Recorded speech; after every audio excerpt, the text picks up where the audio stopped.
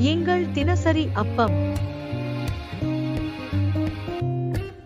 இந்த வருஷத்திலே தப்பி பயிராகிறதையும் 2ஆம் வருஷத்திலே தானாய் விளைந்ததையும் சாப்பிடுவீர்கள். 2 ராஜாக்கள் 19ஆம் அதிகாரம் 29ஆம் வசனம்.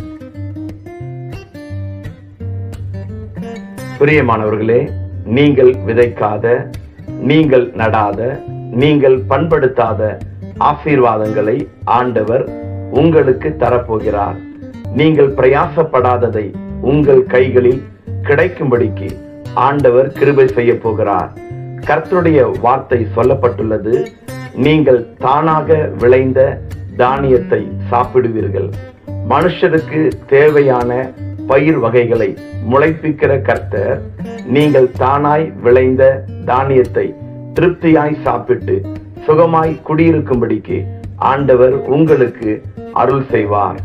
பிரியமானவர்களே, உங்களுக்காக ஆயத்தப்படுத்தப்பட்ட ஆசீர்வாதங்கள் உங்களை தேடி வரும். விசுவாசத்தோடு எதிர்பாருங்கள், அதிசயங்களை காண்பீர்கள். ஆமேன்.